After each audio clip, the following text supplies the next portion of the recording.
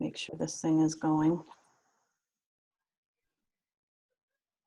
Okay, it looks like our recording is on, so we should be able to get going since it's 9:04, and hopefully everybody got the message that the meeting is at 9, not 10.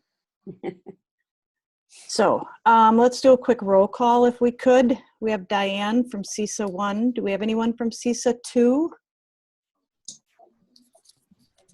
CISA 3. CISA 4 unable. Brian is here from 5. Anyone from 6? Not able to attend. How about CISA 11?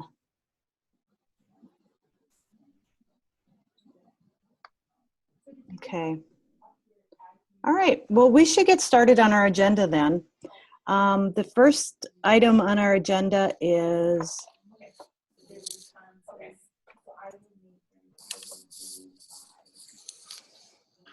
what is it? Who put this on here?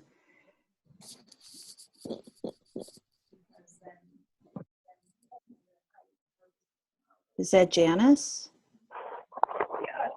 Yeah, so I think that we had last month reframed the agenda around the gears, and I think you had jumped back to the previous month. Oh, shoot. Okay, thank you. So I had just kind of updated it, but I think the bigger question is, and I wasn't able to attend last month, is how do we do a meeting around these gears, and where is the best place for information, and how would people use this agenda framework to talk? So I think that might be a good starting point of the likes, dislikes, or what's manageable around this structure to keep us aligned. And I think that's a discussion that should be of the CISA members to talk about. Okay, I'm pretty sure I was missing during this particular meeting. Does You anybody? were, Mary. You were, Mary. Okay. I'm trying to get into my agenda, but I am wondering if we look at what it maybe is critical to be discussed today, but maybe postpone this until we have more. I don't even know if we have a quorum. You know, if we don't have, did Connie just put a note in the agenda there, Mary? Okay. Comment further down. Right there. Well, see it on the side? Scroll up a little bit. Right Oh, there. I see.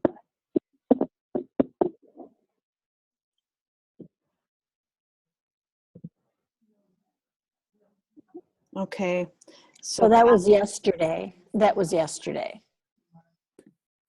So when I was, this is Lynn, when I was up at CISA 11, I'll my camera, for the Future Ready meeting that we did with Connie, we had talked about that, that the May meeting may be a live meeting. Is that the case? That's going to be face-to-face? Let me check my agenda. I kind of remember that we were thinking it would be. Yeah, I had nothing besides the fact that I thought CISA 9 was on to host that one. But, you know, that might be a good spot for us to talk about whether, you know, we think that the new format of the agenda is working or not, and how we might tweak it. Yeah, and I think as we go through today, maybe also we can just put some notes down of ideas of how this might look for us. Mm-hmm.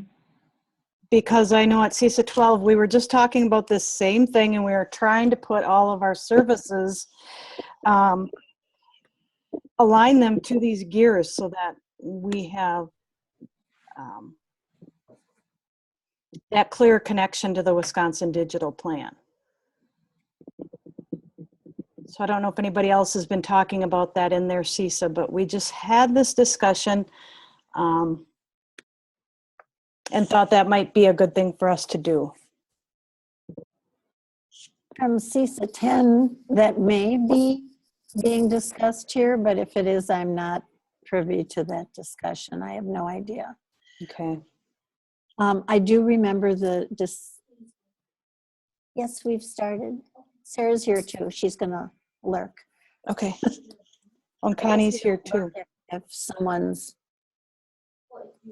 if you tell them they're lurking, I guess they're no longer lurking. You want audio too? We have not discussed that at CISA that I'm aware of. Okay. All right. And Connie, can you hear? Yeah, I'm here. Okay. And somebody else just popped on. If you could please just put your name up here in the roll call so we know who's attended. We are recording for those who have not, aren't here today. And also Connie, we just got started on our discussion. We talked about aligning our CITSC discussion and activities to the gears of the digital learning plan. Okay. Hi, this is Bill Herman. I just want to jump in for a second.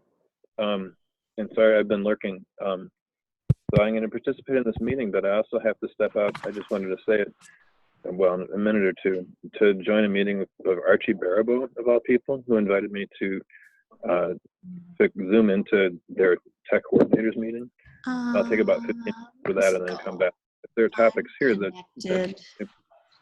chipping in on, I'll be ready to come back not long after 9:30. Okay. Thank you. So does anybody want to chime in on our thoughts of aligning our discussions to the gears? Connie, I know you had a comment here. And just before you popped on, we were talking about maybe doing this in May if we're having a face-to-face. Yeah, I think leave it for now. This is Lynn again. Until we do have an opportunity. I think that if face to May, that would be a good time to kind of then look at how the last few meetings went with that format and see if it's working for us or not. Yeah, I agree.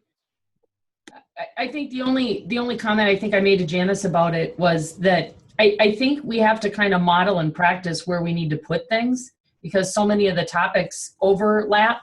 And so, you know, I'd still like to see us when we put things on the agenda, put them in the context of our entities and then place the notes where we believe they should be in the notes. Because I think then we all kind of model and practice that together.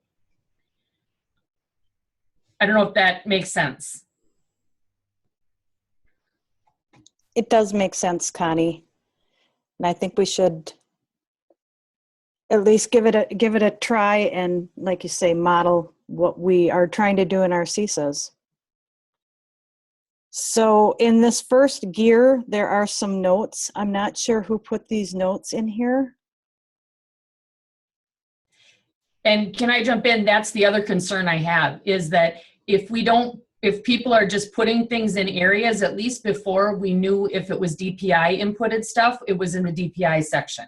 True. But now it could be from differing perspectives where people are putting things. And I think we have to figure that out. That's one of my concerns too. So if you see in that first one, you know, we've got Janice, we've got Martha. I think that that's what everybody needs to do. If you're going to put information in, then you need to put parentheses, your name after it. So that way, when we get to that on the agenda, you're the one that's going to be speaking to that. Exactly.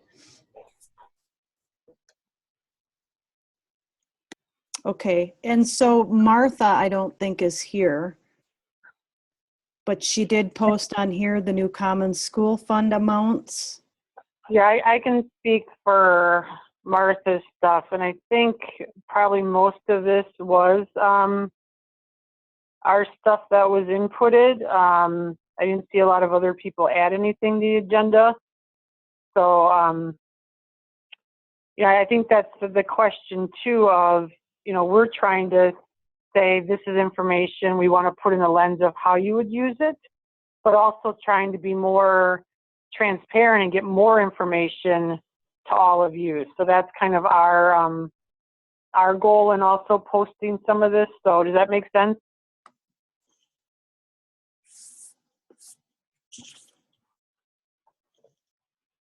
So do we just want to start going through the material in each gear? Is that what we're deciding? I think we should do that for now and see how that works. Yeah, I do too. Could I have somebody volunteer to take some notes as we go through? I'm just adding in the information that we just said about putting your name behind, so I can collect information in the note section. Okay, thank you. So Janice, do you want to start out with some of this in the first section? Sure. So I think we mentioned before that the information and technology literacy standards are part of the next review set. We've got a meeting next week, the 14th, with the State Superintendent Standard Review Committee to present, along with music and science, the need to refresh the standards. These three are the oldest existing standards, obviously ITL going back to 98. There is a new process, and I put the website on there that kind of walks through that. As soon as, again, we're anticipating that they will approve our moving forward, we need to quickly formulate a state writing team, and the state superintendent will approve that state writing team, and then we're going to meet as early as end of April. I think this group has expressed before that you would like a CITSC representative on that writing team. It is an unpaid position except for travel and that type of thing for whoever participates.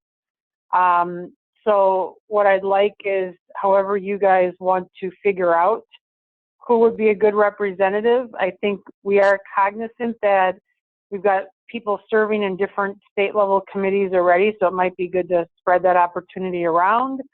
But I don't know in the past what process your group has used to nominate someone like that or to put a name forward to recommend.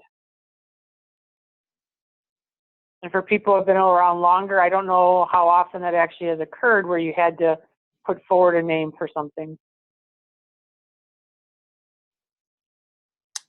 I think we've, in the past, we've just asked for people to volunteer who are interested. But I think for all of us, we have to go back to our administrators to also be able to share what kind of commitment it is. Okay. And, you know, and that may be something that we give to Jeremy as our CSN rep, or, you know, we let Jeremy know so that he can be able to speak back if somebody ever questioned, you know, how somebody was selected from this group. But if we had some kind of a sense of time commitment, I think that would help.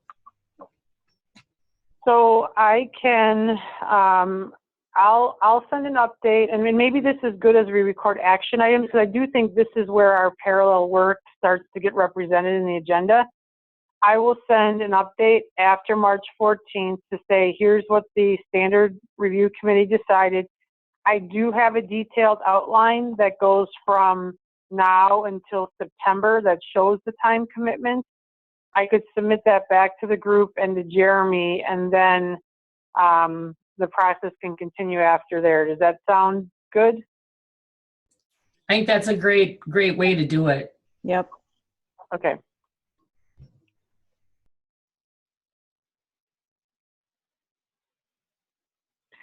And part of that writing group will also be to kind of talk through parallel, what does this mean getting rolled out to schools? Because it's, you know, I think our standards represent two things. One is a peer information technology literacy curriculum scope and sequence, but it also represents that integrated technology, information literacy, you know, that type of thing. So has some real potential to talk about what that looks like moving forward with different groups helping and supporting. So, okay, so there is a good example, I think, where an agenda topic goes across all of us. I have another one, code.org.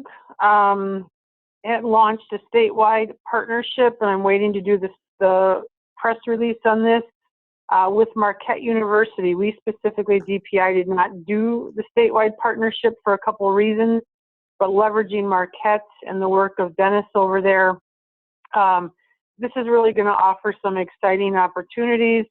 as the goal is to leverage regional contacts to organize and hopefully, if the CISAs are interested and if this group wants to be a liaison to that, to organize regional trainings, which they will bring in their national certified trainers. I will say that we are aware that there are some consultants in the state who went to training and are now saying they're trainers. They're not, especially if you're the Minnesota border. They have a whole cohort of their trainers that can come over very quickly. So this has a unique opportunity, I think, as this kind of goes to that computer science topic. You know, who owns it or who wants to help move this forward? So this to me is, we will get a contact per CISA, but Kurt approved that we're bringing it to CITSC first to see how it would work, but also to leverage the opportunity to get this in your wheelhouse of integrated, training or whatever. So questions on that, or am I not explaining it with enough detail? Janice, could we get him to do something at the next CITSC meeting? Kind of an overview of what it is, and because here's the situation I'll have at 11 is I have a pretty broad team that also crosses over. We're trying to figure out supporting the computer science standards, and I know a lot of schools are and a lot of the committees are. So if we heard what this is all about from him and we can figure that out, then each of us in our own agencies can figure out who would be the right person. Perfect. And I think, that this first brings up another point of, bringing some of these people into the meetings to present this material themselves. Yeah. I'll tell you, the interesting thing is Dennis from Marquette. I mean, he's been around a while in the national stuff. They are so Southeastern focused with their work just because of where they're located, but also they haven't had the regional contacts. So him and Jenna from code.org are super excited from an equity perspective, and also just to say we can get people to any part of the state. So I know they were super excited. So I can totally get that arranged. Yeah, and I agree, because the only time I've crossed with him is at big conferences or places that I'm going there. I would love to be able to brainstorm how to leverage to get those opportunities north. Sure. And So what my is question, Dennis's last name? can you say that again, please? What is Dennis's last name? Is it Brilo, something? Dennis, I don't know. I think just put Brielo, Brielow, and I'll get the right spelling in there. And who is Jennifer? Jenna Garcia is the Midwest Regional Contact for Code.org. Okay. Yep. I have a question. Sure. I've tried to contact some of the regional, they're representatives for Wisconsin and Minnesota. Right. And well, one, they don't email you back, but if you're talking about having regional cohorts, is that to train the teachers to be instructors of code.org classes, or what exactly is that? No, it's to train teachers to use it in their classrooms and integrate computer science work into their curriculum. Okay. So they got a pretty stringent training process for their certified trainers. I think there's only one or two other people in the state. I want to say it's from Muskego and Janesville, and they had to do like big time national training or whatever. So, I think it's again, just an opportunity. My question is, do we want to wait till the next month or do a doodle and try to get them on the phone sooner?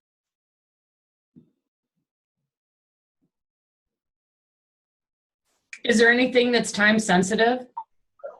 No. Mm-mm. Then I would say get them on next month's agenda. We're hitting spring breaks here.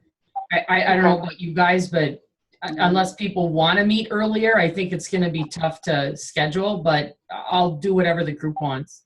No, I agree. I think we're looking at what's actually happening in districts right now. Teachers are, finishing, they're getting into their last semester, and they're not going to be adding anything new at this point.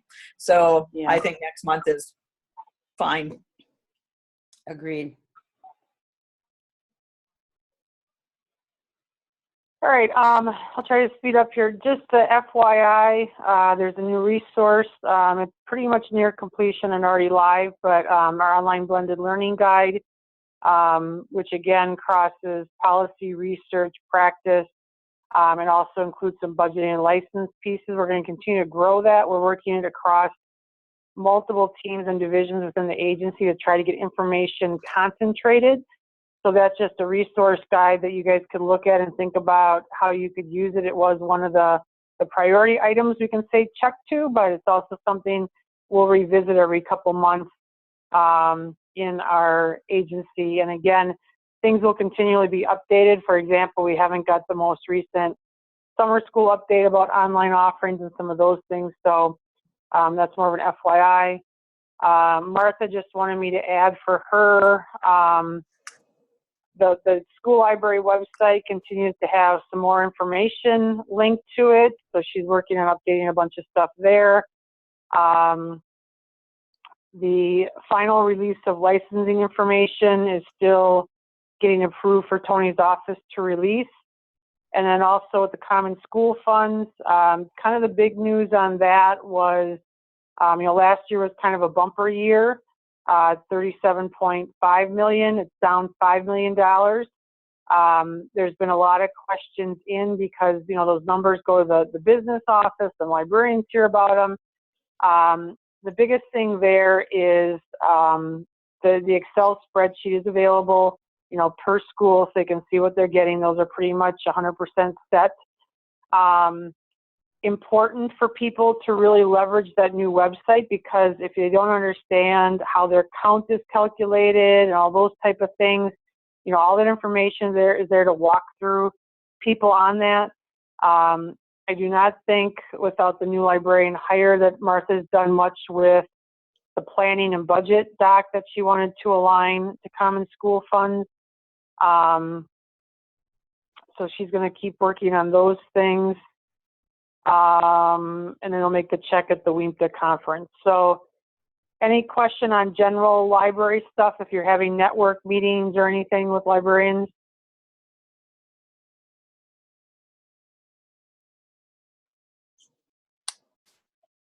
I do. How many, can we put somewhere in the notes today, how many people meet regularly, or I should say meet annually with their library media specialists in each of the CISAs?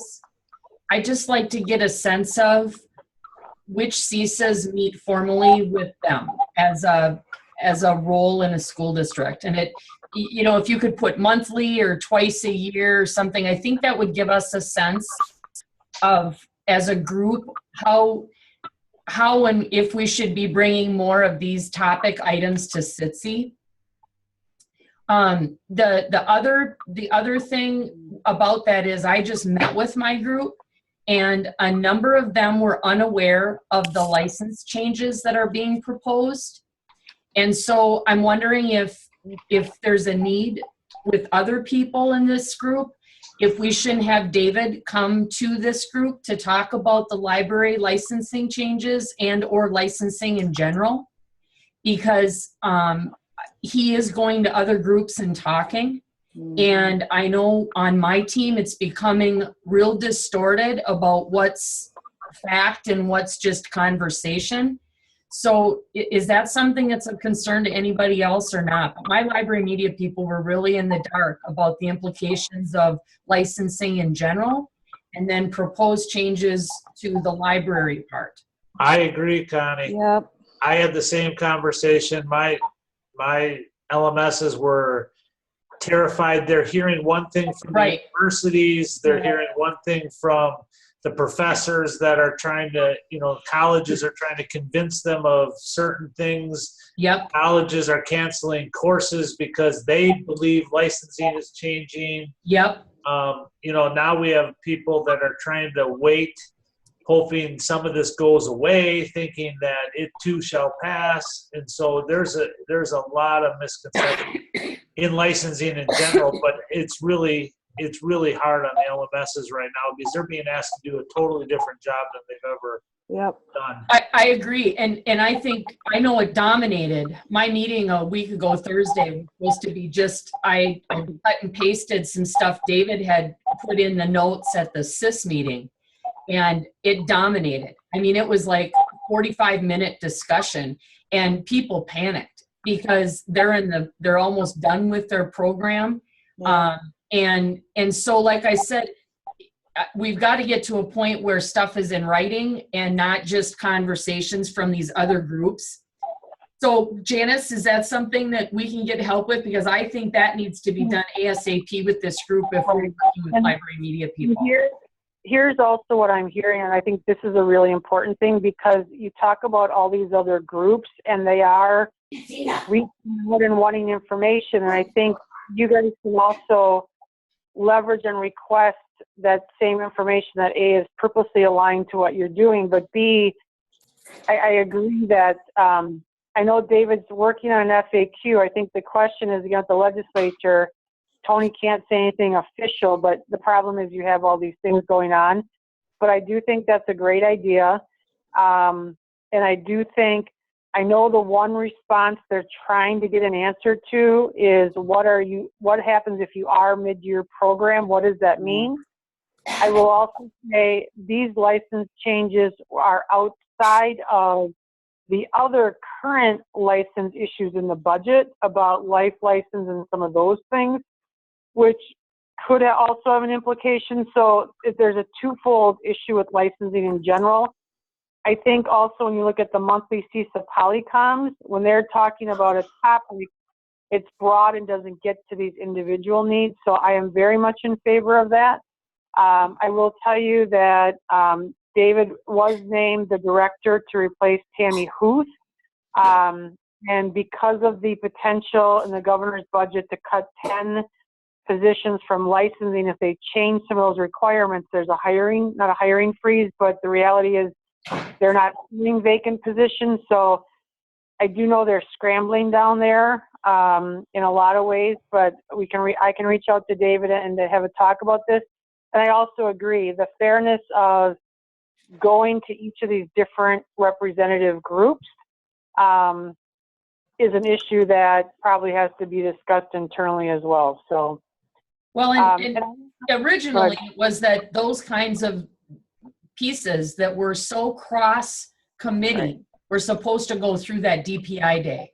And it's the other thing that I'll tell you, the library media piece, and if you do talk to David, it really needs clarification, is there's a lot of language going around about para-educators that are currently in the system being able to be fast-tracked into licensure.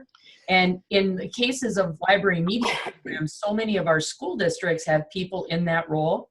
And so there's been some buzz about that. And what that means. And also some of our library media people that have paras in those situations, but they also have teachers that would love to have the role, and how districts would filter out how to deal with that situation.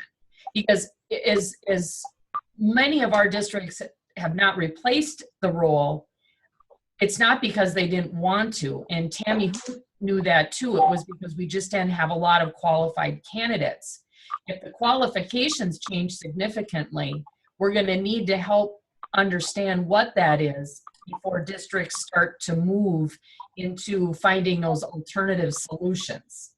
So that para piece, that language that's floating around out there, that's a big concern. And I know there's technical colleges scrambling to come up with these new programs now too. Rumor has it CVTC in Chippewa Falls, Eau Claire, and if there's a program being designed out there about para for library media and that kind of stuff, that's getting wind through these other groups. So what is that going to mean? And if David could get us at least something about this para piece, that would help too.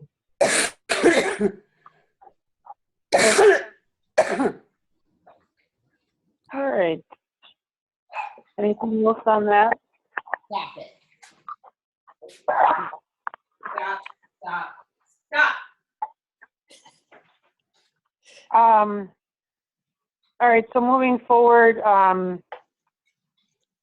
just popped on there about UDL. There's not a lot confirmed yet, although, and Diane, if you want to speak to a couple things on UDL, that'd be great. Sure. We're working with Jane Bishop on that will support the UDL process. We're looking at doing an online course with to build foundations about UDL. So things are unfolding in the next couple weeks. So maybe I can give more of an update at the next meeting. But we're looking at having the resources available to the CITSC group so that they too can support the process as well. So I guess we'll keep you posted on that as things develop. You know, Janice, you had some conversation as well with Jane. Yeah, I think the biggest thing is, you know, she's rolling out kind of UDL 2.0 next year.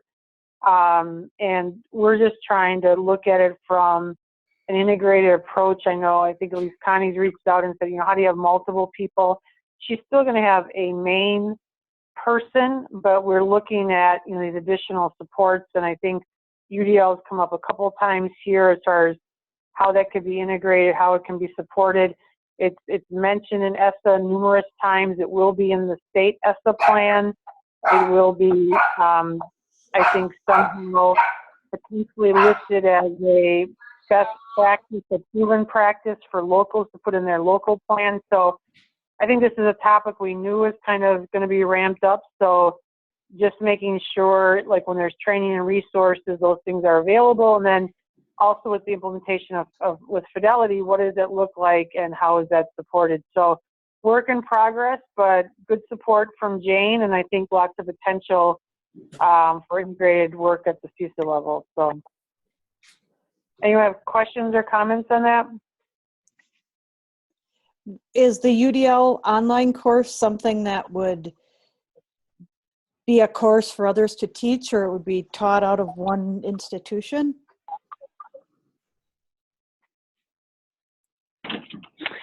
Not sure on that yet. As I said, we're still kind of looking at different ways to get the information out. So online might be one way. Okay. So still work in progress. Okay.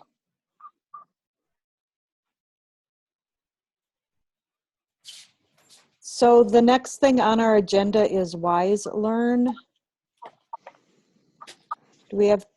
We really don't have an update on that. I don't know that that Kay has met with David recently. We continue to have the, oh, my brain is not working this morning. The workshops at the CISAs are set up for the spring. Kay and I are also out at different organizational conferences, giving information, and that will continue into the summer. We're going to be at the Ag Teachers State Convention. I think I'm going to be presenting at Triton over here. So we've got some things in the works, but we haven't heard yet about budgeting for next year or what the next phase is going to be. So Okay. as we find out, we will let you know. Okay, thank you. Is anybody here able to talk about Wisconsin Public Television and Media Lab?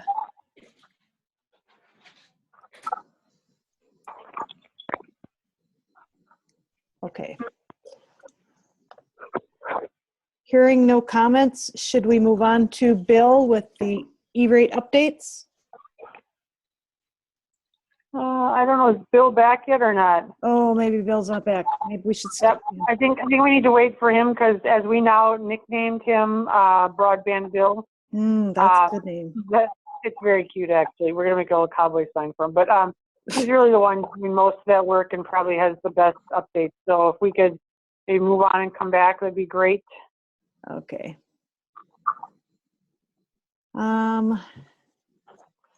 New website, Wisconsin Technology Leaders. Janice, is that yours? And the tool set? Yeah. Yep. Okay. So we are getting close to getting more information on that local tech planning tool set. I don't know if I heard that there were maybe some input and suggestions from that Future Ready workshop about how those local pages may work. But we have to address the question at the state level about the 3-year tech plan and just formally announce something. So again, this kind of transition we're in. I think there was some feedback on the graphics. So I don't know anyone who's at Connie's Workday. Can someone summarize some of those thoughts or ideas on that webpage?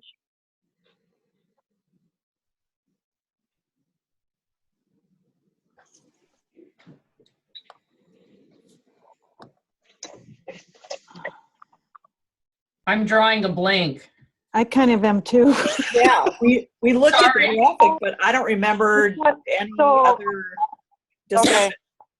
Okay, Lois sent me a couple things maybe about the graphic and how things were stated, or and maybe not. No, you're right. We did. Throw it up. Yeah, there.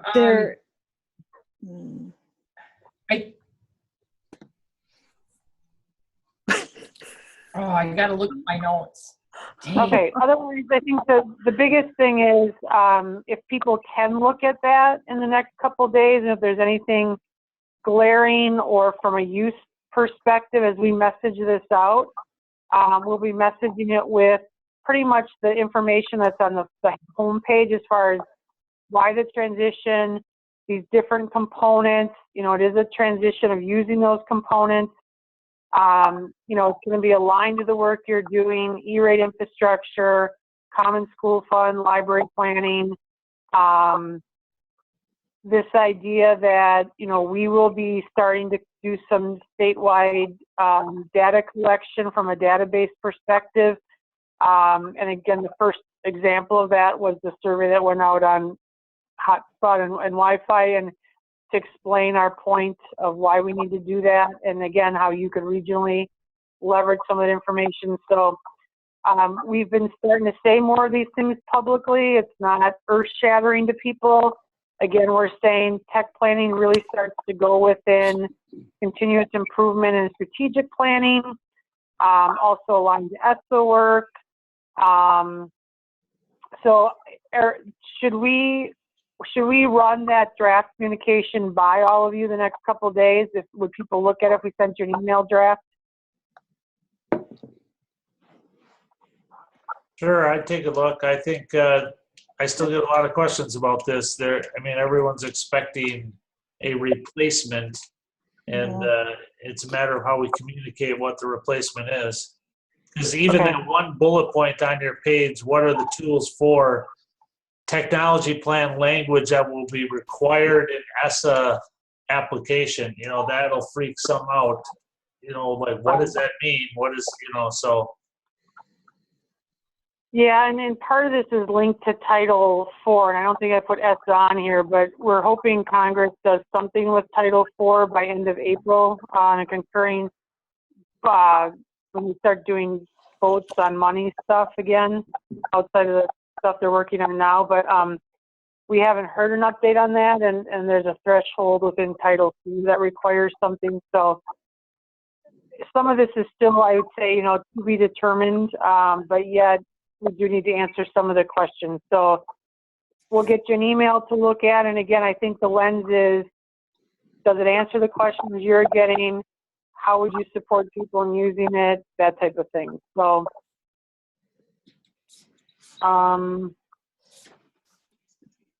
that's all I've got on that, unless people have other questions. Janice, can you explain what the connection is with the tech plan and ESSA? I'm not real familiar with ESSA. So with ESSA, there's two components that of connection is the state has to make a state plan. And with the new Secretary of Education, there was a template released like last fall with regulatory guidance. They've since pulled the accessibility guidance back, and they're going to give us a different template. I think it's coming next week. But that's really going to be around more of the accountability and some of the data collection points that we're seeing as overreach. The states as a whole are freaking out just because they want to know firm amounts by July 1 to get to districts because the federal money starts in October. When the state writes the plan, we then have to create the opportunity for local education agencies to make a plan, which currently, if you look at Title I and Title II and III, how they use WISE grants is they make the plan within that, and it's not a fully drafted plan, but they're looking at how do you create some type of template within WISE grants that basically you're making kind of a budget, basically is what you're doing. Without knowing all of the issues about accountability measures and some of those things, the state legislature, and I'm sorry, this is very confusing, but the state legislature is also trying to figure out what is in state law that no longer exists in ESSA, or is there more money needed from the state level to support ESSA, and trying to figure that out in the budget, and what is the overreach of DPI if things are not in the national ESSA plan, but somehow appear in our state plan. So I'd say there's lots of confusion, and we probably couldn't have 100% correct, accurate answers at this point. The first thing is when we get the state template, we'll have a better idea of what our plan will look like, which basically is everything we're doing now in writing, but there may be some things that have to be conformed or redrafted to meet the federal statute. And then the issue with the money distribution, I think this is pretty well known. It used to be the title money, or the title money came in, was distributed, and then there was a certain percent taken off the bottom for private. Under the new financial part of ESSA, the money for the privates gets taken off the top to reduce the overall percent left for all the other districts. So when you heard about ESSA saying, and this is something I caution you on talking about publicly because we don't know what it's going to look like yet. But when you heard about ESSA and power was coming back to the state, that basically was the Department of Ed reduced the power of the Secretary of Ed to make some of those financial decisions, and some of the regulations were going to put the ability back at the state level, you know, for that type of thing. This is going to be the hardest part to try to dissect, and it's not the part I'm 100% involved with. I'm on the internal group meeting, but I think this is really important to understand, because even when we talk about the requirements, that all has to be flushed out with what is in the law, and then what is in the state plan to require from districts who, and the state is interpreting the law for the district. So I'm going to break there. Anything there not make sense, or the logic of why we're progressing a little bit slow, and I know there's lots of anxiety, and I know there's lots of different reports coming through, but does that make sense to everyone, or any questions or clarifications needed? Well, I'm sure I really mangled that when it came to trying to capture that in the note, so I just put listen to the recording.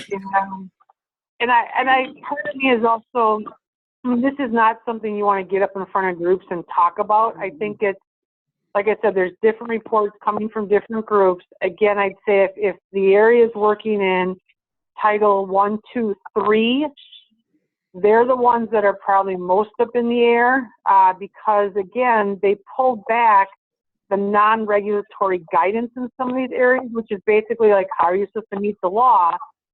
So now we're back looking at the law until we get the new template.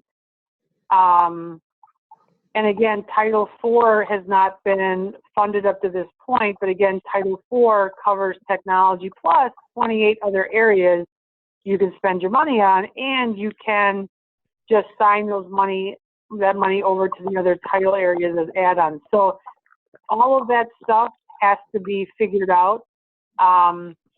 But within all the issues about a local plan, there's the question about which tool set will give you the data points around what districts are going to have to be required. I think that's where you're ready to come back in, and the amount of data points that districts could pull in is of great value. So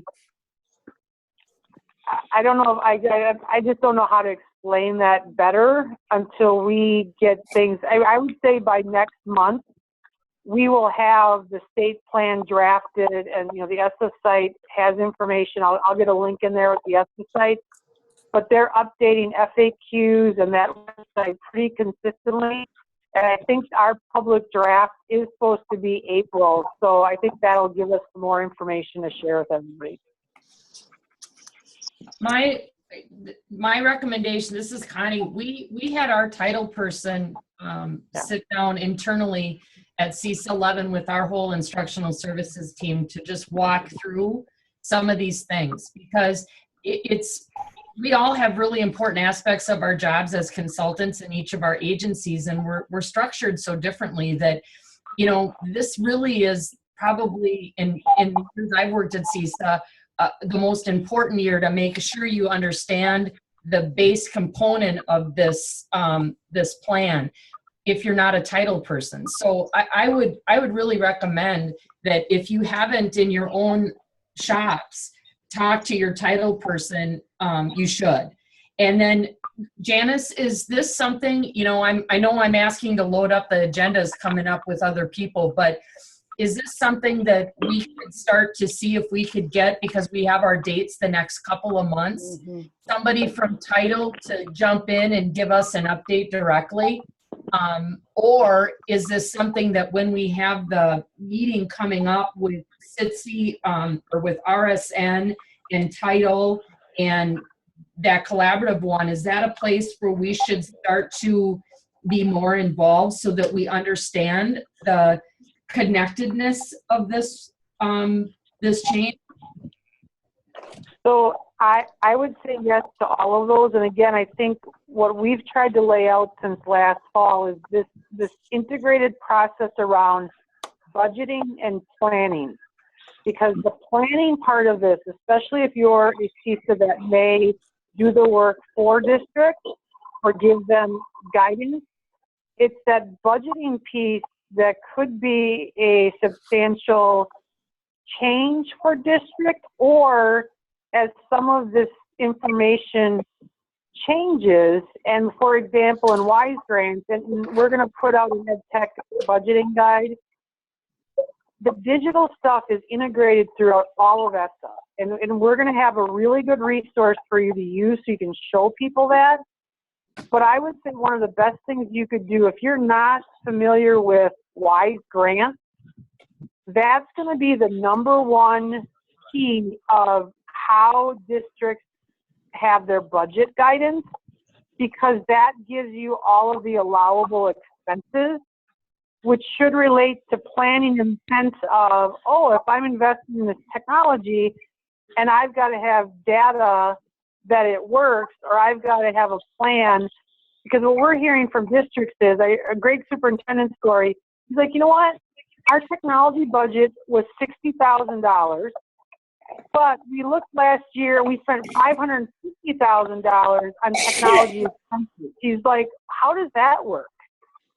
So this is a really important topic. And again, I'm going to put a bunch of links in here for you guys. But I think you can be familiar with the language and where you can find this information. And to know, again, like with your title people, they're in WISE grants all the time. Like that's probably one of the best tools DPI has created because it monitors their expenses, it gives them what they can check. Again, for some pieces, you may be doing that WISE grants work for the district. So that's just another thing. The integrated meeting with RS and CITSC, there's not another meeting till May, and I think it's actually the same meeting as the CITSC meeting. I would assume if you're not in those Polycom meetings and you see the agendas for those monthly Polycoms, this will be front and center the next couple of months. That may be an opportunity for you to say, hey, we should probably all be in those Polycom meetings because these topics address us all. So this is getting to that discussion point of how you work internally and how you share information around some of these things. Does that make sense, Connie? I'm talking way too much. I got to limit my responses to 2 sentences. So. Yeah, how does everybody else feel about that? There are some big changes. This is, and I agree with you on that the biggest piece is this private school access to resources is going to be a big change for some of our school districts.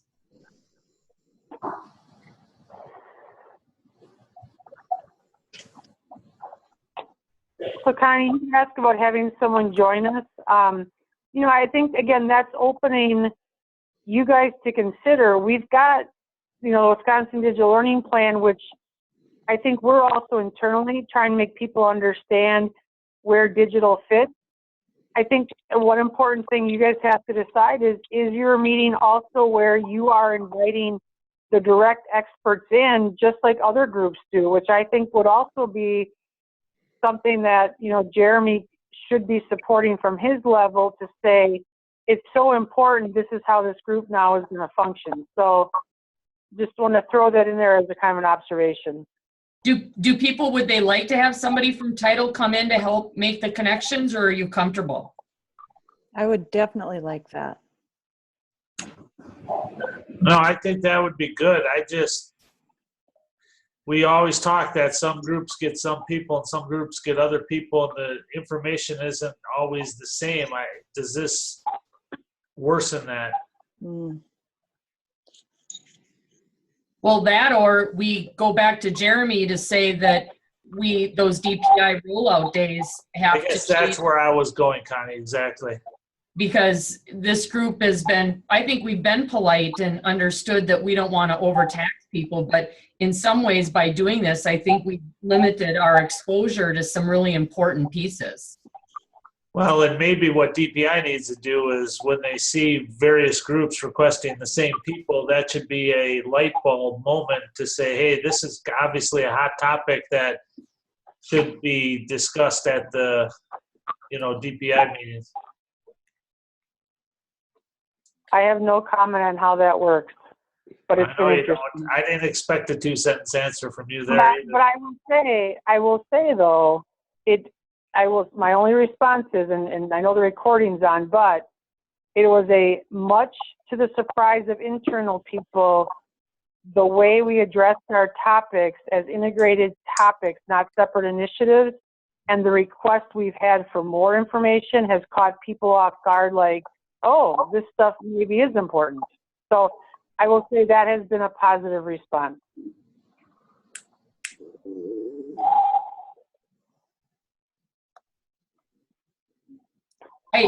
I think that, if we could get Jeremy, if we can talk to Jeremy about this, because he is our CSN rep, that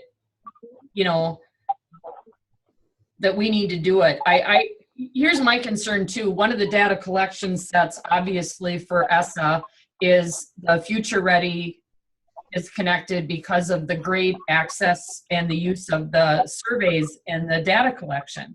And so, even if you're not a title person, we're going to have title people coming to us asking because Future Ready's free and it's comprehensive. And so, you know, if we're the group that's working on Future Ready, we really do need to be involved in this. So is it, Janice, who would you identify if there was a person from title? You know, I think that's the question of, do you want the policy wonk or do you want the operational side of it? Who is doing WISE grants? I mean, knowing how they're structured as well, I don't know. I guess I'd be curious who typically does presentations. Like, I don't know, who does the CIS group have? Who does, I don't even know which other groups meet and have these people speak, but I guess I can do a little investigating on my end because I really don't know. Well, what I understand from my team is that those 4 times a year that the CIS and RSN are crossing has been really where they're doing that. So that's why I'm saying that maybe it would be nice at a meeting to have somebody just do an overall understanding of the title stuff. And then as we get closer to May, that's when there's going to be a lot more details as to how these things roll out, that the CITSC people be involved there. I will say it's very distinctly different internally, 1, 2, and 3. And then that's an issue too. I think Title II takes on a whole different approach. And again, there's already plans in the works. It might be good once the draft of the state plan is out to look at that and maybe do some alignment. And we'll have some internal alignment to that you'll see, which again, we're using the digital learning plan for our alignment. But I don't even know, like in your thesis, I'm just be honest, I don't know how you deal with 1, 2, and 3 as far as, is it all one person, separate people? I mean, I don't even know how that works. You know what I mean? Right, and we can't control that, so I don't think that's an issue. I think it's more of, for our purposes and our roles as CITSC people, to be able to understand what it is and then be able to inform our teams back in our own shops as to how we can support the work or how we're connected to other pieces of the work. I don't think we can, and that's been the problem all along, is if DPI or if people are getting information in committees, it may not fit the right people. So I think having an overview at CITSC would just help us to be informed. Yeah. You know, at this point. Mm-hmm. Other thoughts, questions?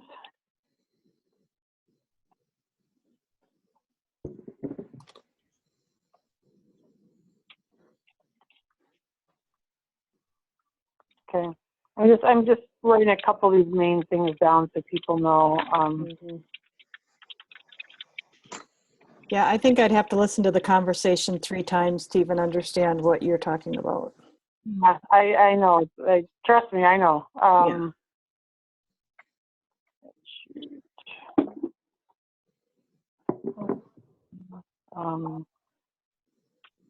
Okay, I'll try to type some notes there as the meeting goes on to kind of hit the high points. But I would say it is a topic the next couple of months that to pay attention to. So,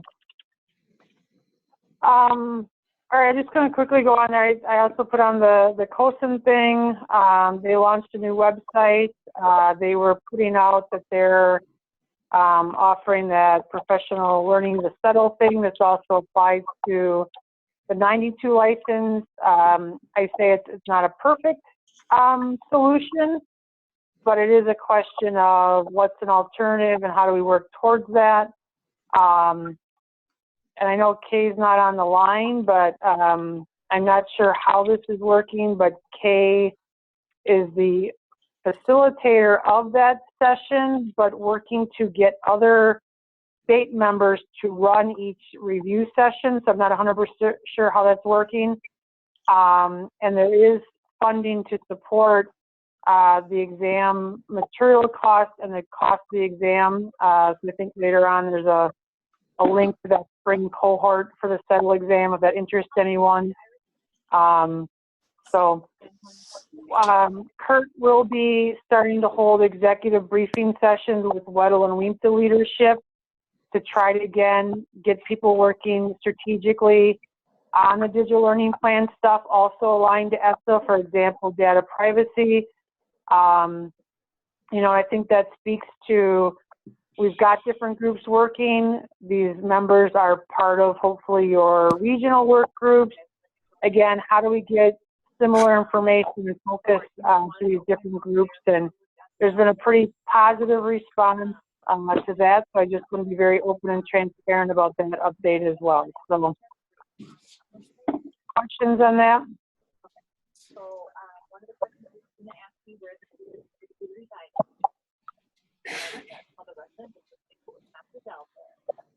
Janice, do you want to do the next one, or should we jump back to Bill? Bill on? I'm here, yeah. Can you hear me? Yeah. Good. Good.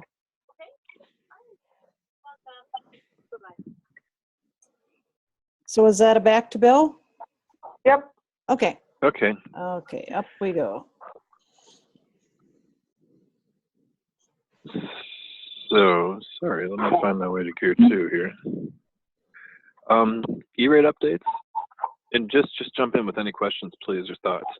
I'm having a 470 call-in session, just a Form 470 call-in session that I'll announce tomorrow. It'll be for next Tuesday, and it's just going to be a quick 30-minute session that will basically remind people when they have to file by, which should be by let's say March 16th. But we'll mostly be pointing out little mistakes that you can make that could cost you all of your funding, because we have encountered quite a few of those, and I'm actually surprised to find out what a small mistake can cost you, you know, $100,000 or more. So the main purpose of that is just going to help people avoid making costly mistakes.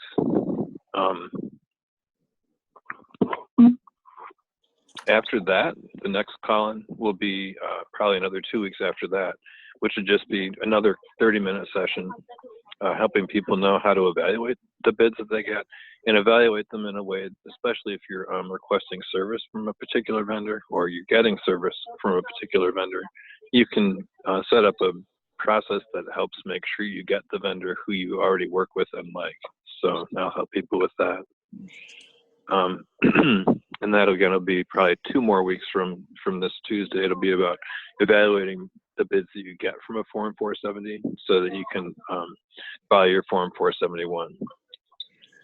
As far as WISNet, we still don't have any word, which surprises me. I thought that we would have word by the beginning of March. I guess we're still early in March.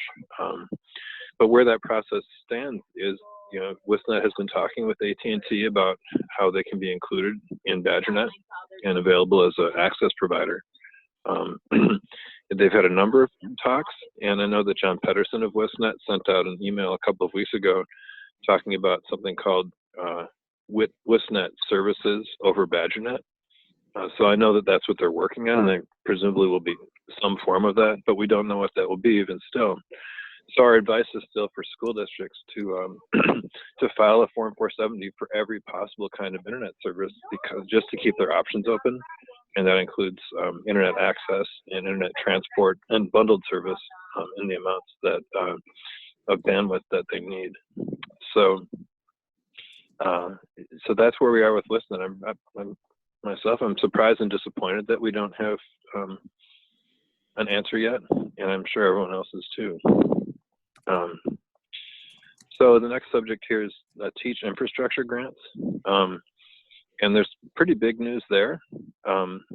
The budget bill includes, in addition to extra funding for teach infrastructure grants, in the amount of $7.5 million for 17-18 and also for 18-19 to support infrastructure in the same set of schools for schools, rural schools that are defined as schools that have currently 13 students per square mile or less. They're increasing that to 16 students per square mile or less in the new bill, but the actual number of districts that adds is fairly small. I think it's about 45 districts. anyway, the big news is that in the bill, aside from adding funding or continuing funding for the next 2 years, is that they've also added mobile hotspots, dedicated hotspots that students can check out and bring home. And if there's cellular service in their area, that device will become a source of internet access for the students at home in houses, but that didn't have it before. So that's a really big thing, that the infrastructure grants will include that. So districts will be able to purchase hotspots and check them out to students. Bill, Yeah, go ahead. Does it matter if those hotspots are for people without access or for people who can't afford access? Well, Teach is going to have to make the rules up for that. And so that's a really good question. That's one of several unanswered questions, is who can check them out and what restrictions are going to be. That they haven't defined that. They have to move really fast because well, another thing that's happening is that an additional $7.5 million is being made available for the remainder of this school year. So it'll be a challenge for them even to get out a third round of grants for this year. But so they have to define the answer to that question that you asked, and others too. One of them is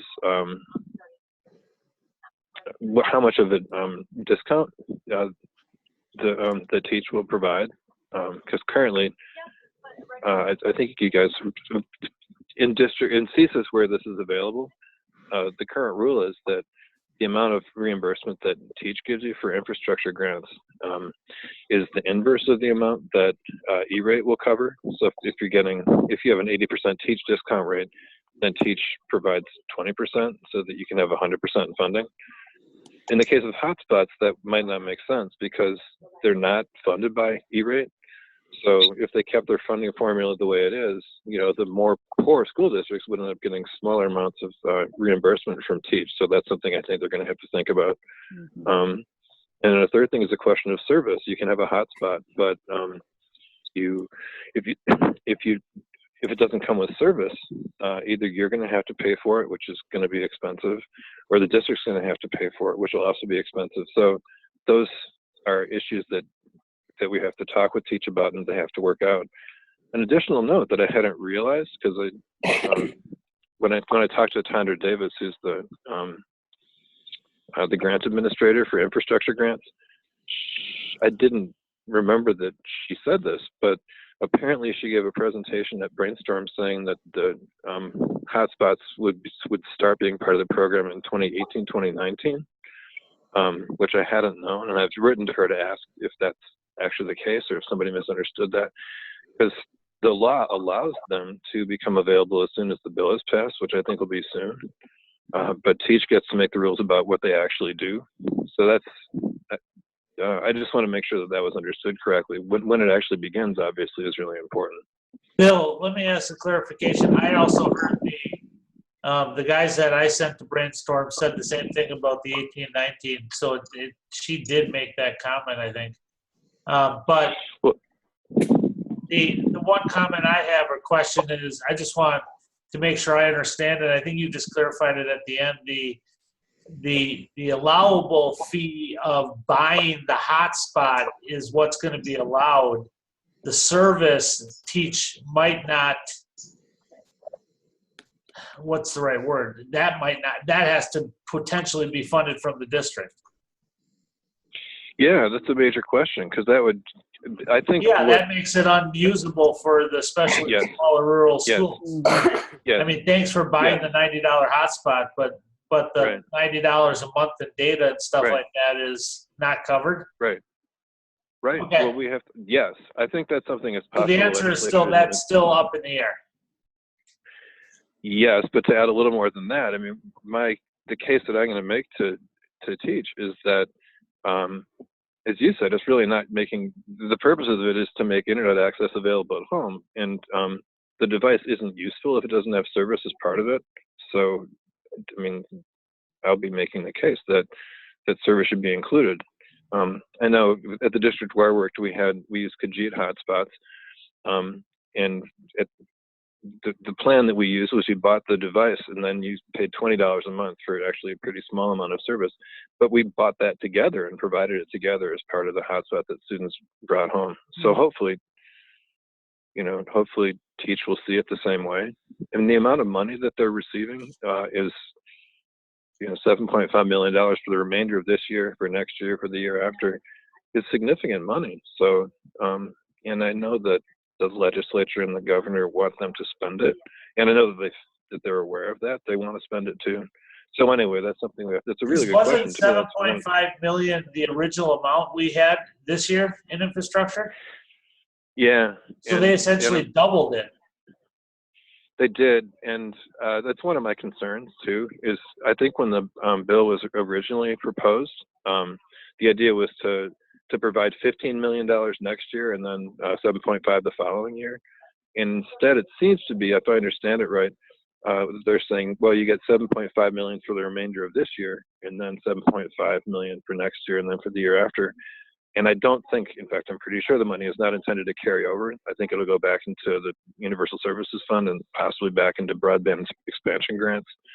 So that's another concern. Well, I guess, was going to be my next question. So at this late hour, they're going to get another 7.5 that they're supposed to hand out grants, but it either could be so tied up in misunderstandings or timelines or whatever that money just goes back into the other funds.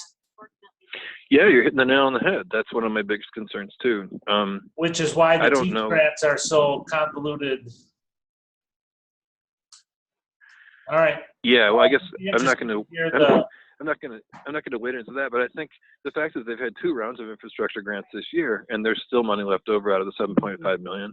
So I think it'll be a big challenge for them to start around 3 of grants that maybe has additional devices put in it, or maybe not. If so far that's all the money that's been applied for, 5.9 million, it's hard to see how in the last 8 weeks of this school year another 7.5 is going to get applied for. That's a concern I have for sure. All right. Thank you. Yeah. So. Bill, so that's. I'm sorry, Bill. This is Connie. Can you confirm the 16 students per square mile or less? I had seen a number, and I had shared a number that was more like 23. Yeah, initially the way it was written that I saw and I don't know the details of how bills move forward and get changed. The first version that I saw said I think 26 students per square mile for next year, and then reverting back to 13 students per square mile for the following year. And now the budget bill that I looked at like 5 days ago or 7 days ago said 16 students per square mile without talking about changing the amount. So I'll check to confirm that, but that's the most recent version of the bill that I saw said 16. If you can confirm that would be huge, because for my CISA, that's a big difference. We got a lot of people in the bubble there. Okay. Yeah, I will. I wrote it down. Thank you. So let's see. So that's the great questions about these infrastructure grants. So the last thing is this that I have is the survey that we sent out probably 10 days ago, maybe 2 weeks ago. And the idea of it, the fundamental idea of it is to get a handle on percentage of students in each school district that don't have internet access while outside of school, whether it's at a library or on a bus, or I think most significantly when at home. But we're also focusing on the question of hotspots and Wi-Fi on buses, because that's the new devices that will begin getting funded sooner or later by infrastructure grants. And we're asking districts, are they using them yet? What kinds of challenges are they running into? Difficulties are they running into? And the more responses that we get to the surveys, the more complete picture that we'll have, and we're hopeful of being able to share information with districts around the state about sort of lessons learned from districts that have already stepped into this. As of yesterday, we had about 160 survey responses, and there's obviously about 420 school districts in the state. So we're hoping for much more. And on Friday, the survey closes. And at that time, I'm going to send out a sort of last chance announcement to the districts that haven't answered yet. And we'd also really appreciate if you guys are able to give any help. If we can send you the list of districts in your CISA that haven't responded yet, if you can sort of help give them a nudge. This is something that we see as being very helpful to DPI and CISAs, but also individual districts. I mean, it'll give us a picture of where the problems are most serious, but it'll also give districts a chance to share information with each other.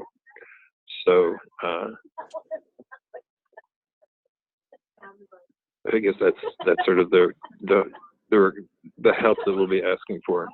Does anybody have any thoughts or questions about that? Who's the audience who you're hoping fills us out, the tech coordinators? Yeah, we have, and that's darn, Brian, you're asking every good question. We have a list of tech leads that we compiled with help from you guys, and also from a list of tech contacts that was put together by the assessment team. And that's on the website now. So we started with that and filled in the blanks as best we could. And it's meant to be, a database of a tech lead at every school district. I know that there are some names that aren't actually that person. And I think probably in some cases, the person that got it didn't forward it to the tech lead. So one of the things that I need to do is make that list more accurate. And it just occurred to me while talking that if I can send that list to you guys and you can look through it and make any corrections that you know about, that would be really helpful, because that way when we do a survey like this, we'll be able to make sure we're hitting the right people. I think after that, I'll just send a message out to everybody on the list and say, if you're not the person, please tell us who the person is. So, but long and short is, go ahead. I would guess, Bill, most of us have some Google Plus community, some form of communication with our tech leaders. I mean, I can put out another soft request. When I call the soft request, kind of like, forwarding an email that you send us with that link in it or something like that. That's not, I'd be glad to forward it to my group. We have a pretty vibrant group that has discussions and our own little, discussion board. So the point I'm trying to make is, if you want to craft a letter that you in your mind know is going to be forwarded out to the larger audience, I'll be glad to forward it out to my group. Well, that'd be wonderful. I mean, if and then I don't have to look at a list of who hasn't filled it out. I'll just resend it to who are my tech leaders on my list. So if you write it in such a way that we're just going to forward it on, without being obvious, I think it'll be easy for all of us. Maybe I'm over speaking, but at least easy for me to forward on, and maybe we get some more. Yeah, and I would appreciate a list of the ones that haven't filled it in, because I will only send it on to those so that the ones that have already filled it in aren't getting multiple emails. Yeah, and I'll send you, even though you probably know the names, I'll send you also with that list, a list of the districts that they're from. So then you'll be able to know which districts haven't been able to answer. That's great. Yeah, that'd be super helpful. I'll do that. I think I'll plan on doing that shortly after Friday. And Janice and I can talk about whether I want to send one more blast on Friday to the people that haven't answered yet, or whether at that point we're just going to, turn them over to you. I guess my inkling is to send one more mailing for myself, and then in a few more days, give you guys a list of who still hasn't answered. I would bet that we can be as effective as if you send that email to us asking for us to forward it on. I bet you some will respond in a different way, like, this is a known survey, Brian. I don't know. I'm willing to send it out, send your email through my chains. Yep, I'll do it. Yeah, no, it's a great suggestion. I'll take the liberty of assuming that everyone will be able to do something similar. So thank you.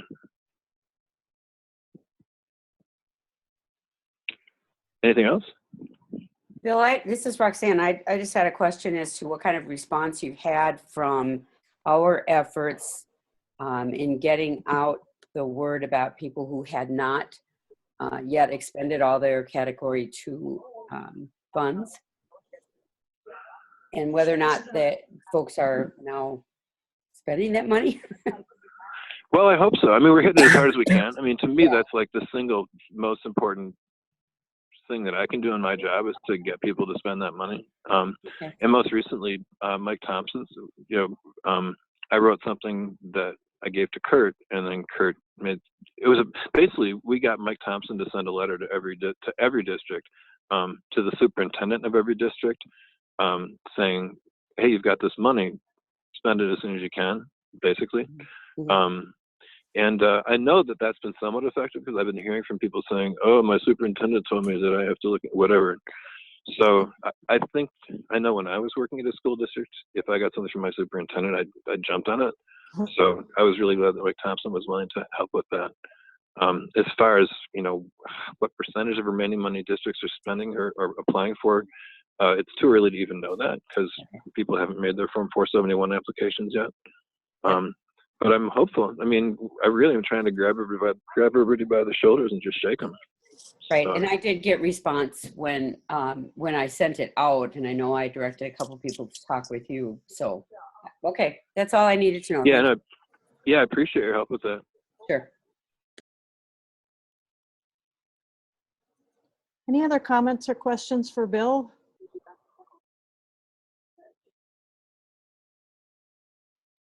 Bill, do you have All right, well, any? thanks for, Do you have any? no, that's it. I really appreciate your questions, and I'll try to get back to you guys, especially on the question of when, Teach actually starts covering hotspots, as soon as I can.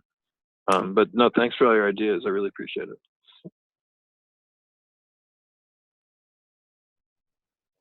Okay. So if we go down to gear 4,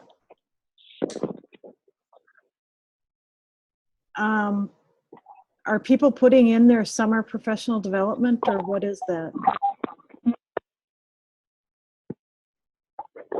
I just had made a note here because I know last month there was a question about computer science, and they are doing the pre-conference as part of the Math Council again this year.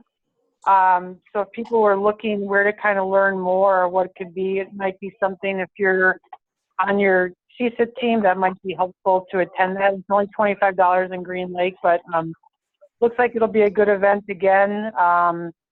I think last year they covered everything from licensing to resources to district sharing. It was just a really good pre-conference day. So I just added that as a way that you could build your own capacity if you're interested. And again, the question last month about computer science is responding to that. So.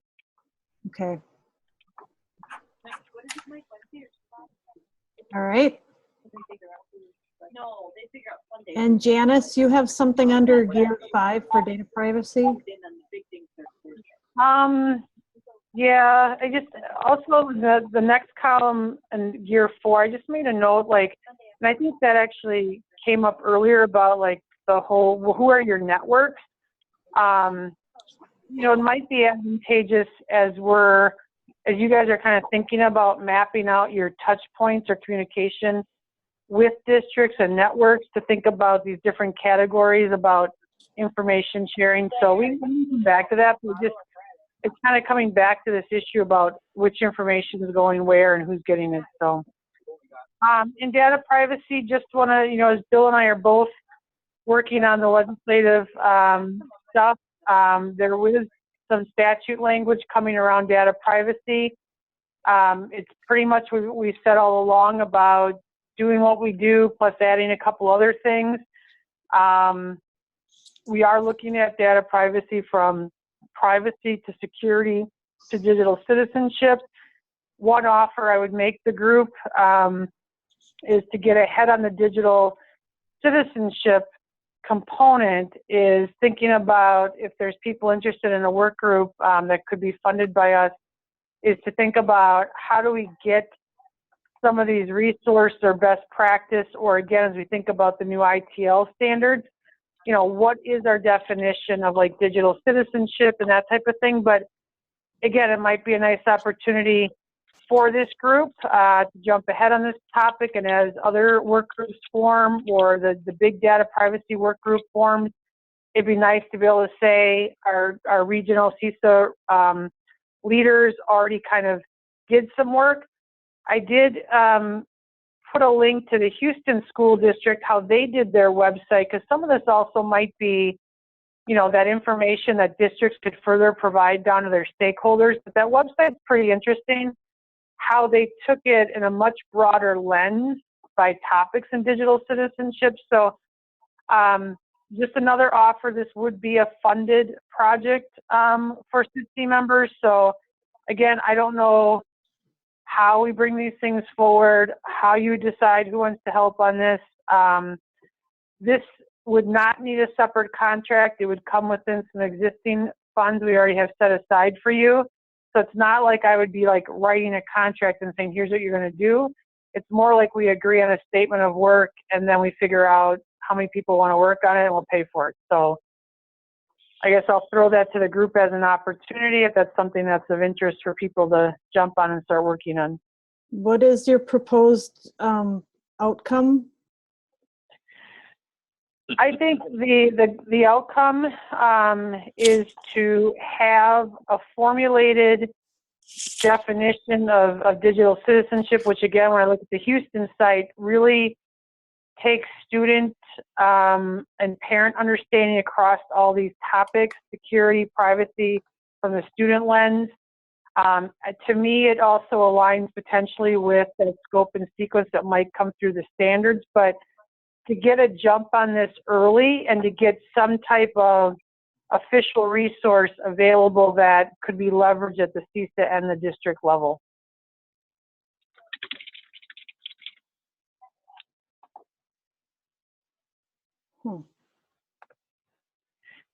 Okay. Is it better if I write up a statement of work and then send it to everyone and just see who's interested?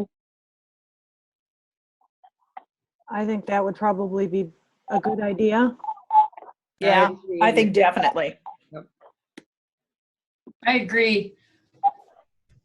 I think this is a big topic because from I get confused on this, Janice, because there's data and privacy that districts need to know information about for themselves in terms of their work and protecting their own teachers, students, programs, you know, use of federal funds, so they have to make sure they're compliant. This whole thing with, you know, OCR with, you know, communications. So I think there's that camp. And then there's also a need to look at data and privacy as a professional development and learning target and how it fits into how we're educating our employees and our students, and then modeling it. So, you know, the scope of the project you're talking about, does it encompass all of those things, or is it targeted on one specific area? So if that could be articulated, that would help me. And I can answer that right now. It is not the district scope. That is coming through a statewide work group and waiting for the budget language to be settled. Yeah, this is definitely the student and instructional side of the house. Okay, that helps me because we're going to have to delineate. There is so much discussion right now about both of those things that I think when we talk, we're going to have to, that would help me a lot. Thank you. Yep. And I think you're right. It's a big topic, but also this is mentioned in ESSA. It will be part of our state plan. It will be part of district local plan. So, and again, I think the timing of the state statute language will help reinforce some of these things as far as what's state level, what's district level. But both ESSA and the state language will say there has to be best practices and professional learning around these things. This particular project is going to start the scope of that digital citizenship for students and instruction and help kind of guide some of the ITL work, but also think about your own networks across instruction and just to get this jump started so we have something to build on. So, all right, I will work on that. Janice, CISA 12 has worked on a scope and sequence for the literacy skills, computer and media literacy skills for years. And the problem we have, this looks wonderful, but we can't seem to get our districts to understand or be able to consistently deliver this in a scope and sequence that is continuous and complete. And I think my initial response to that this will be one of the strands in those ITL standards. And I think that's where the teeth can come in some of this, to say it has to be continual and there has to be an evolution of scope and sequence. Right.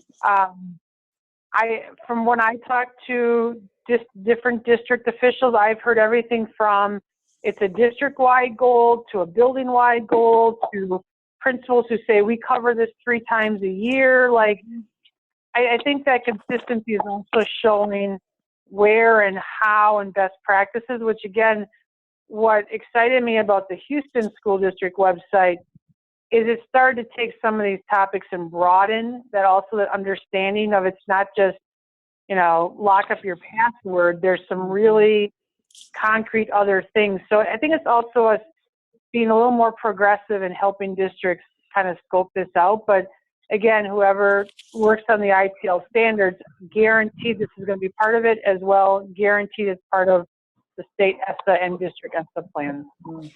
Hey, you guys, is this a topic? I see Diane on here. So Diane, you've been mute, so I'm just going to throw CISA 10 out there too.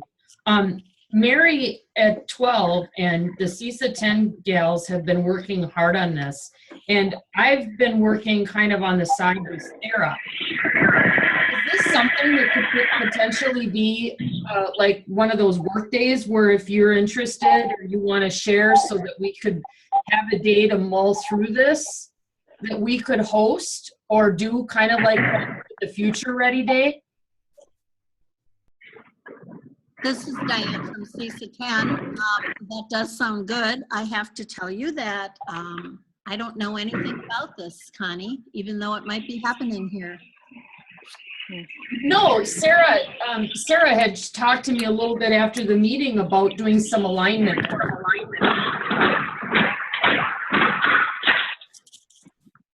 Are you getting a lot of interference? Mm-hmm. Somebody's Yeah. not muted, I think.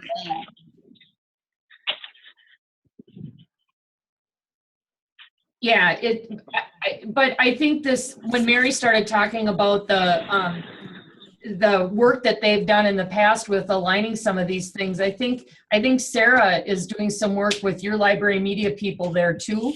So probably. Yeah, it would be great to share all this, because I know Mary's worked on this for years and we've got some stuff here that needs some updating. It may be a good work day, Janice, to dive in and bring what we got and then see what's coming, and rather than starting from scratch. Yeah.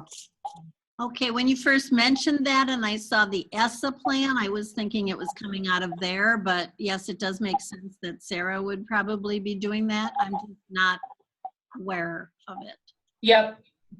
Well, I'd be interested in doing that, Connie. We kind of let it go by the way because with everything else happening in schools, nobody's able to take on or willing to take on and commit to going through the scope and sequence and making sure that everybody's doing their part. But don't you think as more and more schools are doing one-to-one that it should be integrated into every teacher's working with those students and their technology?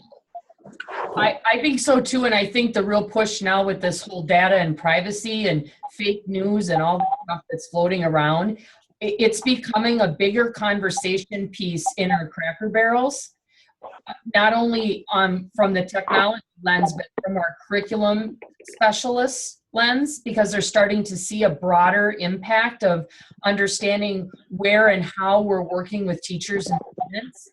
Yeah. So I think it's time to pull up what we've done, because we've done some really good work in the past. And I just would be all in favor of doing it again. If somebody wants to host it, or I would again up here, but I think it would be great. I do too. Hey, Janice, have you been doing a lot of work on this? No, not as much as we probably would like to. And I think that's why when we start looking at the digital learning plan, ESSA, these gears and these priorities, Mhm. when we state, it also means CISAs in the sense of a priority. I think, again, as Connie stated, the timeliness to get ahead of this Mhm. and to position this group as resources, I think that's what DPI needs to help you guys support. And again, I think, we will fund people for this particular topic. So I think the other thing to think about is as we kind of take on these different maybe work group topics, who kind of emerges as just the lead contact for these, and then how do we kind of, work across the group that way as well? Coordinating the day, that type of thing. Mhm.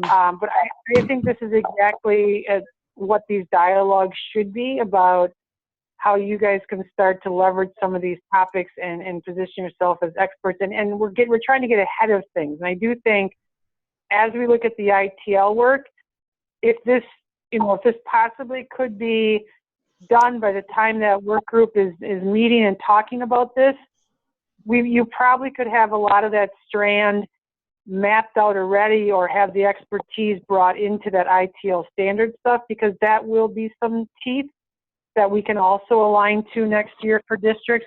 I also agree the one-to-one alignment. What are some good examples? What have districts done? What are the resources? There's game programs available. So I just think, I always go back to, is it Mike Ribble or Dibble's work on the 9 elements of digital citizenship that ISD supports?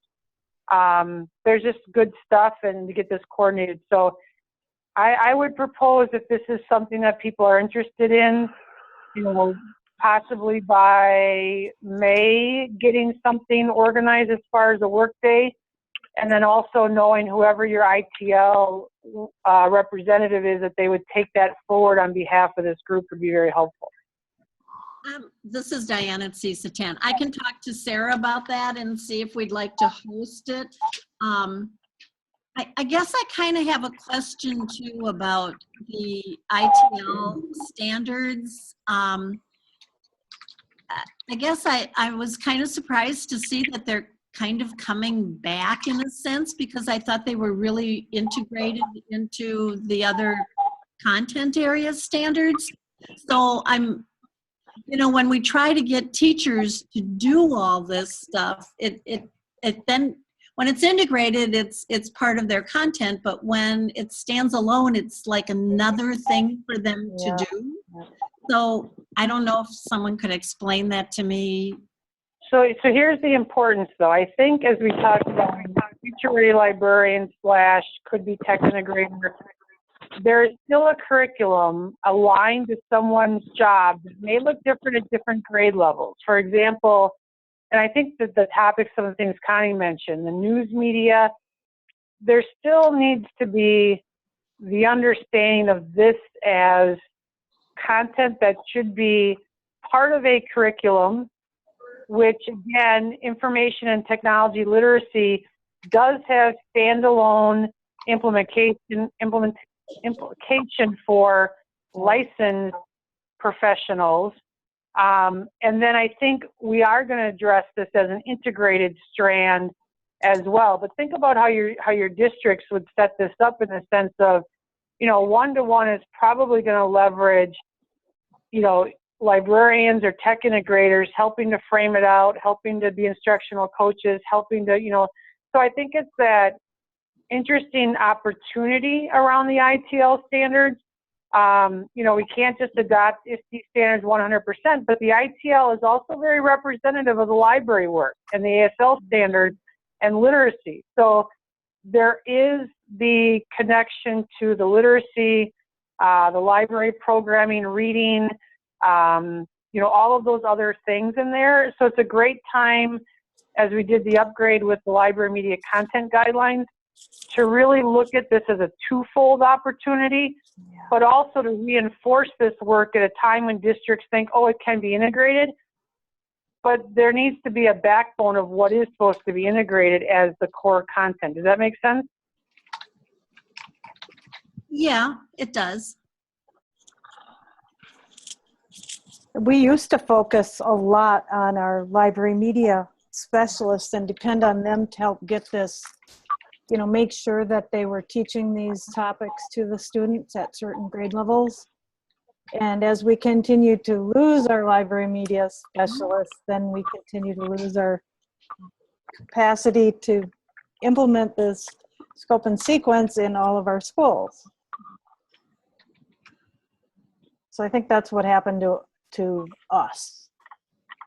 Well, and we also in this area continue to lose library media specialists.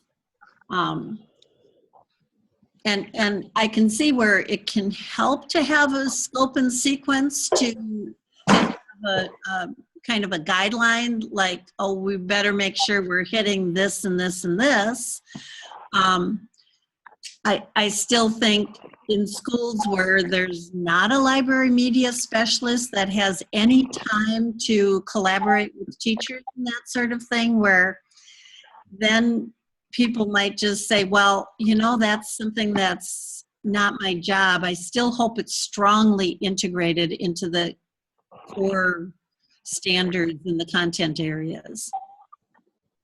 Which is why I think taking a look at the way that we've done alignments with our various networks would be really interesting to look at. Because for that very reason, Diane, we've done some crosswalks between other areas. Oh, yeah. And also by grade bands and all those things that we've done in the past. And I think taking a look at finding really good examples about how districts are tackling this, whether it be through an isolated role in a district or program, or if it's more comprehensive, would be really good to put together. You always say stuff so well, Connie.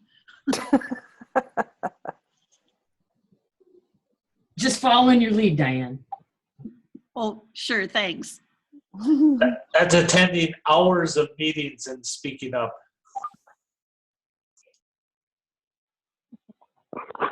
Indeed. So what was the next step? I think if there's, you know, someone who wants to be the host organizer, and then trying to figure out a workday and agenda, and then again, I'll get the scope of work aligned. But again, this would be a funded activity. So again, it's also looking at more of that traditional way CITSC might have worked with. Here's something we're going to work on. We have an output. We have funding. You know, that type of opportunity, which we also have to support on our end. So. I know that Sarah did some work up here at CISA 10 with the Future Ready Librarian Framework, or that she at least introduced it to the librarians, and I'm not sure where she is at with that or what kind of planning, but I will talk with her about it and see what she says. Okay, I'm happy to host it, but it's farther for more people to come to Ashland than it is for us to maybe go to Eau Claire or Chippewa Falls. Yep, I'll include that in the conversation. Okay. And we're talking like May, are we? End of April, beginning of May. Yeah, that would be good. Is it something that even is better to meet like at a hotel in Wausau or something and do it that way, or have it as, I don't know, it's up to you guys. What do you want to do? When you say, Janice, that this is funded, well, I guess most library media people don't need subs. So we're talking mileage and meals and that sort of thing. And a day of your time for this one. Great. And I'll put that in the scope of work. Okay. I know DPI has changed some of the contracts, so I will include that in that, okay? Yeah, that'd be good. Thank you. Yep. This is one where I already have money set aside, so it's not like I need to go get it approved as a contract, but I would have a scope of work just for you guys to take it and then your approval. Does that make sense? Okay, got it. Okay, Anything else on the digital citizenship conversation? If not, I guess we can head down to our DPI updates. You know, we've talked a lot. I don't think there's much here. I mean, could we maybe take a break and maybe you guys go to some CISA and heads up stuff maybe, or?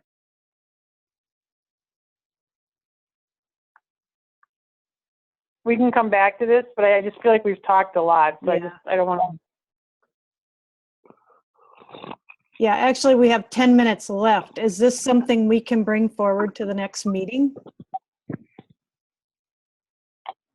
I think the way we're reorganizing the agenda, that naturally happens, these DPI updates, because Yeah, so much of it's happening in integral in all those gears. So yeah, I think this, in a way, goes away because their updates, Janice is able to knit them into the gears rather than have a standalone.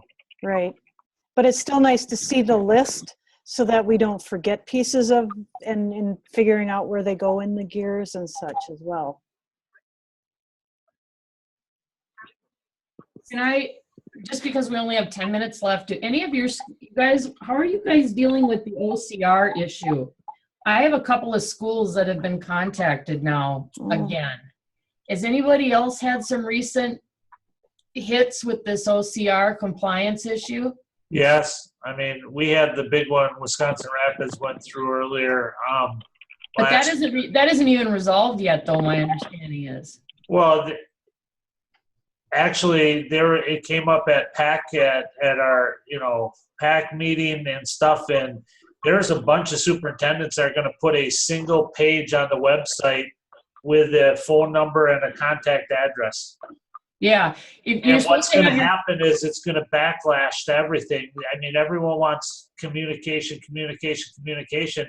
And superintendents and a lot of people I'm talking to are like, if we get that complaint, we're throwing up one splash page and that'll be it. Well, oh, geez.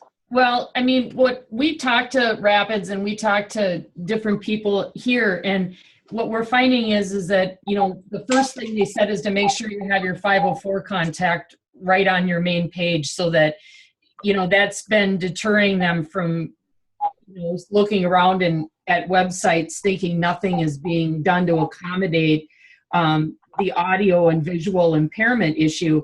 But the question I have is, that all happened, and now I've got 2 schools just within the last month that have been hit again, and there isn't anybody that I've been able to contact that has found resolution to the complaint. Has anybody had anybody go all the way through it? Because Rapids doesn't even have a final resolution yet. No, the answer is no. I also know somebody filed a complaint on the people are filing complaints back at those groups because their websites don't even comply. So, I mean, it's kind of a joke. I mean, I understand it's not a joke. That's the wrong word. It's such a waste of resources, waste of everything. There's a lot of superintendents that are very uptight about it. I know CITSC, I talked to them at the state convention because so many of these schools have CMS for schools, and like, what are they doing to support the schools in these requests? And they're working. And they've been great. Yeah, they're working feverishly to get ahead of it as much as they can, but it's such a moving target. Does it count for every link you have on your website? There's a lot of misunderstanding. I mean, so that's why some of the superintendents kind of just all looked at each other and said, that's fine. We're going to put up a single web page if that happens to us. Well, and I think we had it at a previous meeting. We had the link from Dan Henryhan from the CITSC group and all of that. I think we talked about. I'm just curious if there are more districts getting hit in your CISA with the filing that you know of. I haven't heard of any. Okay. I don't I've think heard we've of had any like 2 in the last 3 or 4 months. That was it. Okay. I can tell you, I know some in Southwest Corner. I know DPI has been notified that more districts are getting it, but they're not really saying a lot about it. So I think there's some collective energy on behalf of Mike Thompson to try to get a better understanding. and trying to get a better statewide support mechanism. I think it was talked about at CSN. It's been talked about with WASDA school board, more importantly. So I think that the talk is elevating quite a bit. Okay. I would agree with the Wisconsin Rapids saying no one has gone through the compliance process. So just, you know, we at DPI were also hit, and we're working through that. It's a slow process. It's a plan. It's making some accommodations. We are testing that tool, the pay-for tool, and I know that they requested in the front office a report on how that works and what it would mean for districts. So I say stay tuned. Know what's being talked about. We also are hearing from our other national SBA equivalents.